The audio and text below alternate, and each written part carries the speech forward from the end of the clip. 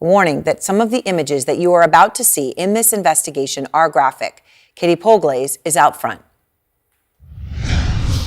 It's early morning on February 29th on Al Rashid Road in northern Gaza. Thousands of starving people have gathered here to receive food. But as the aid trucks arrive, this happens. The night would become known as the Flour Massacre.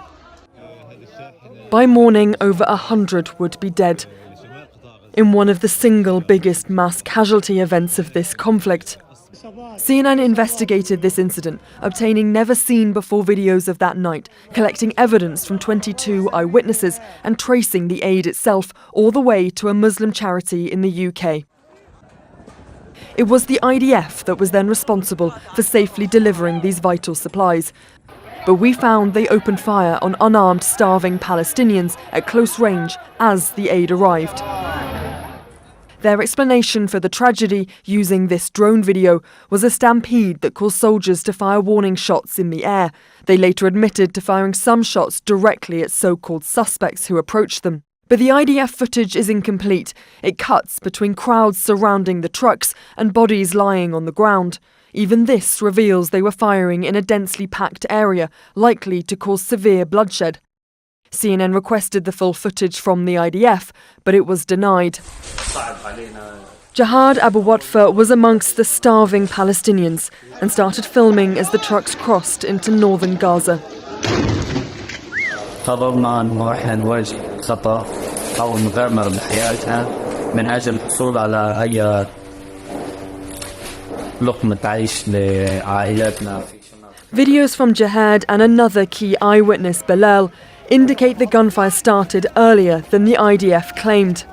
The IDF published this timeline saying the trucks arrived at the checkpoint at 4 a.m. They then crossed at 4:29, and only after that did the IDF fire shots at the crowd. But in Bilal's video, filmed 7 minutes earlier at 4:22 a.m, gunshots ring out. He warns there is a tank. The IDF claim the convoy was still stationary at the checkpoint at this time. Next, Jihad begins filming. It's now 4:28 a.m, and there's a barrage of gunfire, and the shots are close.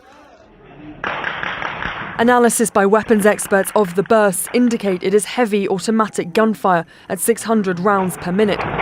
Jihad keeps filming. A tank is beside me. We're now under siege, he says. Moments later, you see a truck driving along the road. We spotted traces from the gunfire here. One can be seen ricocheting up here, according to weapons experts. كان شعور جدا لا يوصف من خوف واستباك وخايف لا سمح الله ترجع لأهلك شهيد. As day broke, the number of dead and injured that emerged was staggering. Interviews with survivors at hospitals afterwards found some people had been shot in the upper body.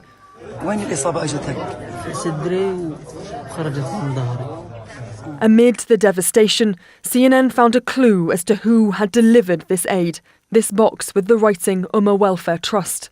This was the first time that the aid had reached northern Gaza, and we were very, very excited and happy that finally we had gone through.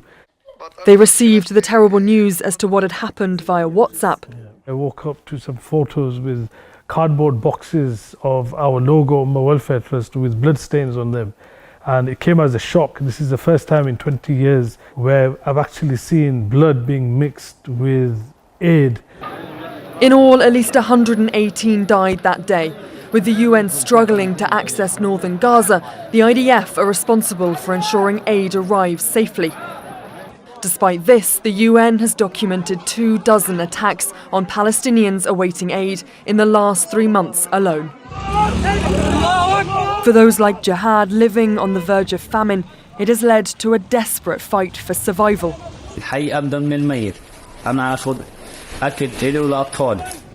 And now that fight becomes more challenging than ever.